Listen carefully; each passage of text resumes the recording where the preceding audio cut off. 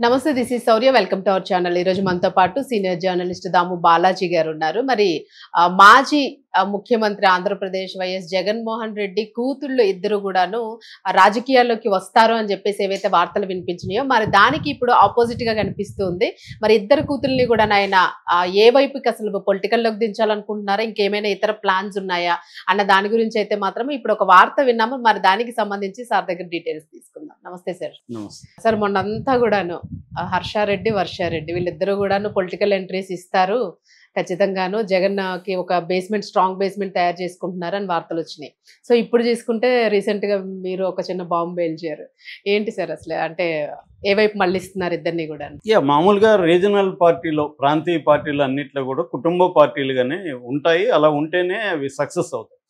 కుటుంబ పార్టీల నుంచి ప్లేస్ నుంచి పక్కకి వెళ్తే అవి సక్సెస్ కావడం కూడా కష్టం. ఆ కుటుంబంలో ఉన్న వాళ్ళని ప్రజలు యాక్సెప్ట్ చేయడం కావచ్చు, ఒక ఇదైతే ఉంది. ఇది ఈవెన్ జాతీయ పార్టీ అయిన కాంగ్రెస్ పరిస్థితి కూడా అది. కాంగ్రెస్ నుంచి రాహుల్ గాంధీకి ఇంట్రెస్ట్ లేకపోయినా ఆయన్నే నిలబెట్టాల్సిన పరిస్థితి, ఆయన్నే ముందు పెట్టాల్సిన పరిస్థితి ఏర్పడింది.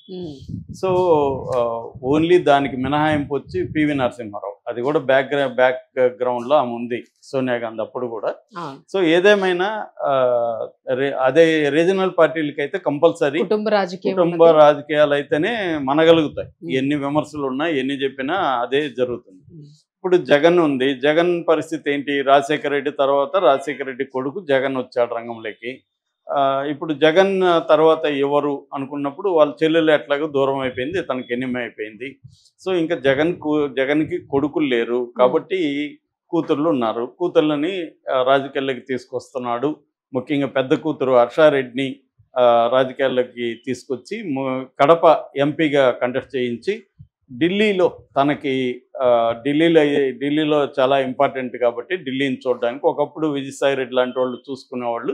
ఇప్పుడు ఆ స్థాయి నాలెడ్జ్ ఉండి లాయల్టీ చాలా ఇంపార్టెంట్. ఇప్పుడు అతనేమో మళ్ళీ ఇంత లాయల్గా ఉన్న వ్యక్తి రివర్స్ అయిపోయాడు.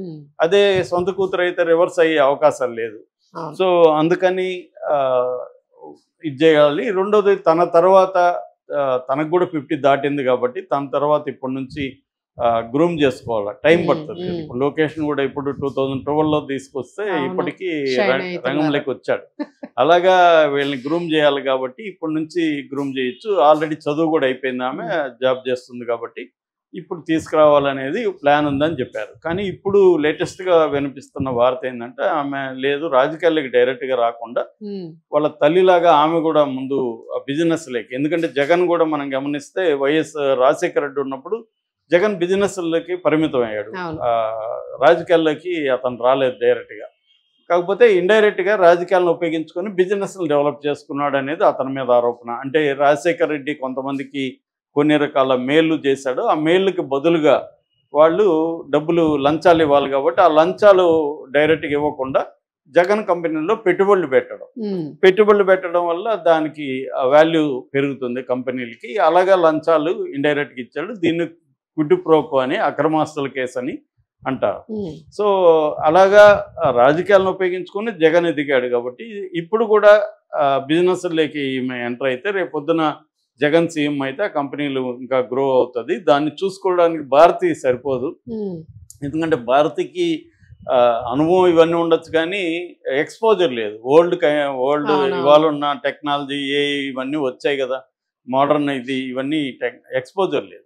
అందుకని ఈ అమ్మాయిని తీసుకురావాలనేది ఆల్రెడీ తెచ్చి పెట్టేశారు అని కూడా అంటున్నారు. ఆమెకి ఇన్ హౌస్ ట్రైనింగ్ ఇస్తున్నారు. అంటే ఏ డిపార్ట్మెంట్ ముందుగా సాక్షులకి, ఇప్పుడు ఎందుకంటే వీళ్ళకి ప్రధానంగా సాండూర్ పవర్ ఒకటి, భారతి సిమెంట్స్ ఒకటి, సాక్షి ఒకటి ప్రధానంగా ఉన్నాయి. ముందుగా సాక్షులకి తీసుకొని దాని నుంచి మిగతా కంపెనీల్లో కూడా ఈమెను ఇన్వాల్వ్ చేయాలనేది బేసిక్గా. మనకి బ్రాహ్మణి కూడా అదే పనిచేస్తున్నాం. సో అలాగా ఇక్కడ కూడా ఈమెను దించాలి అనేది ప్లాన్ కనబడుతుంది మనకి. ఇప్పుడు ఆమె బ్యాక్గ్రౌండ్ చూస్తే మామూలుగా మిగతా వాళ్ళ పిల్లలు ముందు నుంచి కూడా ఎంతో కొంత తెలుస్తా వస్తున్నారు. ఇప్పుడు ఇక్కడ కేటీఆర్ కొడుకు కానీ లేకపోతే కవిత కొడుకు, వీళ్ళందరి గురించి కూడా తెలంగాణ సమాజానికి కొంత తెలుసు. వాళ్ళ ఫోటోలు, వాళ్ళ వీడియోలు అవి బయటకు వస్తుంటాయి. కానీ వర్షారెడ్డి పెద్ద కూతురు, వర్షారెడ్డి చిన్న కూతురు, వీళ్ళిద్దరి గురించి అసలు ఏమీ తెలియదు. వాళ్ళవేవో 4 ఫోటోలు ఉన్నాయి తప్ప నువ్వు ఎక్కడా వెతికినా అసలు ఏమీ తెలియదు. నాకు తెలిసి రాజకీయ నాయకుల్లో ఒకరు పవన్ కళ్యాణ్, వాళ్ళ భార్య గురించి కూడా అన్న అవును. లెజ్నోవా. ఆమె గురించి కూడా ఏమీ తెలియదు మనకు. వాళ్ళ నాన్న ఎవరు, వాళ్ళ ఫ్యామిలీ ఏం చేస్తారు, ఆమె ఇంతకుముందు ఏం పని చేసేది, అవును. ఇప్పుడు ఏం పని చేస్తుంది ఎవరికి తెలియదు. అంత జాగ్రత్తగా వాళ్ళు కాపాడుతూ వస్తున్నారు. అట్లాగే జగన్ పిల్లలు వీళ్ళిద్దరు కూడా హర్షారెడ్డి వర్షారెడ్డి కూడా ఎవరికి వాళ్ళ గురించి తెలియదు. కానీ ఇప్పుడు మనకు తెలిసిన సమాచారం మేరకు ఏంటంటే హర్షారెడ్డి చాలా హైయెస్ట్ ఎడ్యుకేషన్ అని చెప్పచ్చు. అంటే లండన్ స్కూల్ ఆఫ్ ఎకనామిక్స్ అంటారు, LSE, వెరీ వెరీ ప్రెస్టీజియస్. మన మన్మోహన్ సింగ్ అక్కడ ఆక్స్ఫర్డ్లో యూనివర్సిటీ లండన్ స్కూల్ ఆఫ్ ఎకనామిక్స్లో ఉన్నాడు.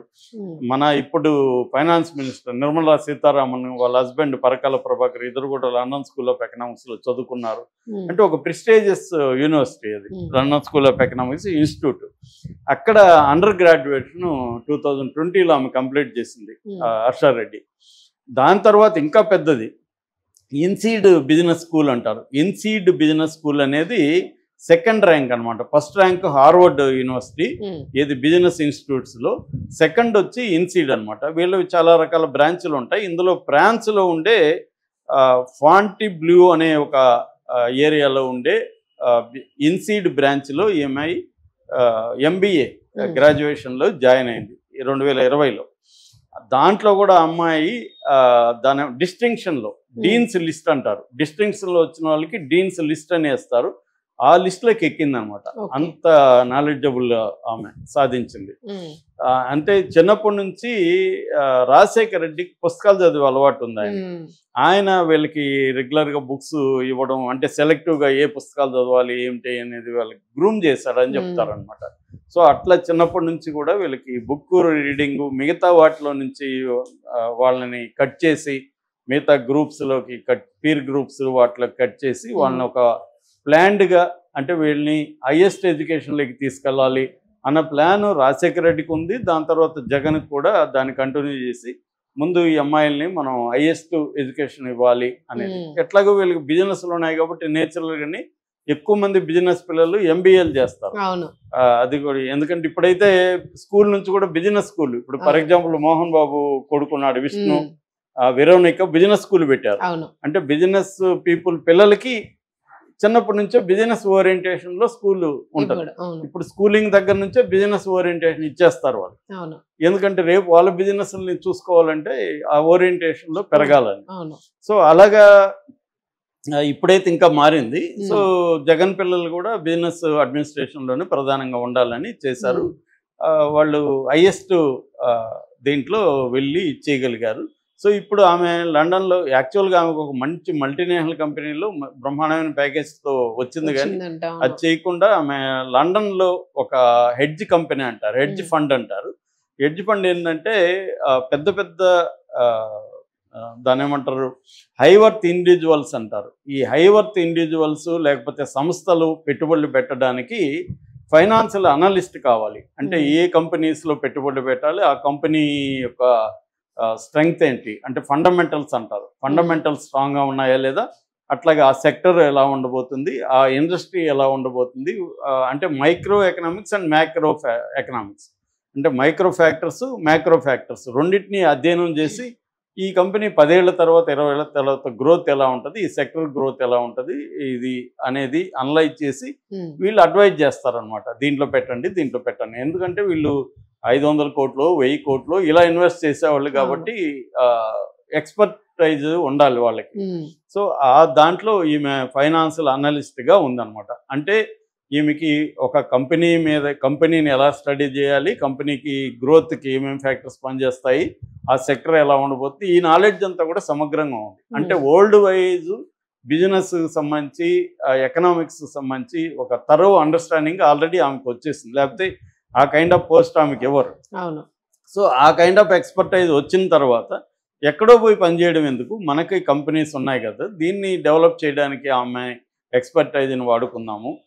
రెండోది ఇక్కడ దగ్గరలో ఉంటే పాలిటిక్స్ కూడా తెలుస్తూ ఉంటుంది, కొంత మెల్లమెల్లగా ఇప్పుడు తెలుస్తుందని దించారు. అది కూడా సాక్షులు ఎందుకు పెడుతున్నారంటే మేబీ జగన్కి పాలిటిక్స్లోకి ఈమె దించాలనే ప్లాన్ ఉండొచ్చు. దాన్ని డైరెక్ట్గా కాకుండా ముందుగా స్టెప్ బై స్టెప్ తీసుకొచ్చి ఒకేసారి ఆమెని రంగంలో దించేసి గందరగోళపరచకుండా ముందుగా ఆమెను బిజినెస్లోకి, అది కూడా సాక్షులకి దింపితే ఆమె సాక్షి అంటే నథింగ్ బట్ పొలిటికల్ పత్రిక, అది కరపత్రం.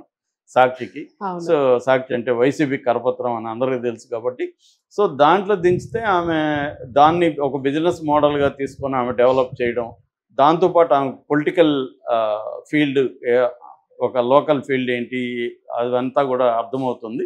రెండోది మెల్లమెల్లగా ప్రజల్లో కూడా ఆమె ఎక్స్పోజ్ అవుతుంది. అవును. అలాగా ఆమెను రెండు రకాలుగా, అంటే ప్రజల్లో యాక్సెప్టెన్సీ తీసుకురావాలి, గ్రౌండ్ ప్రిపేర్ చేయాలి, తనకి ప్రజలు కావచ్చు, పాలిటిక్స్ కావచ్చు, వివిధ రంగాలకు సంబంధించిన నాలెడ్జ్ తనకి రావాలి.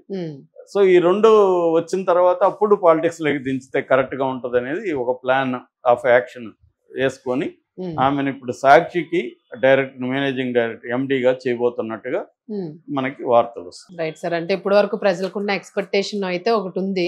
సో బట్ ఏదైనా మీరు అన్నట్టుగా నిజంగానే రాజకీయం గురించి తెలియాలంటే మాత్రము దీనిలో కరెక్ట్ స్టెప్, ఈ విషయంలో జగన్ ఫ్యామిలీ కొంచెం కరెక్ట్ స్టెప్ వేస్తుందని అయితే అనుకోవచ్చు.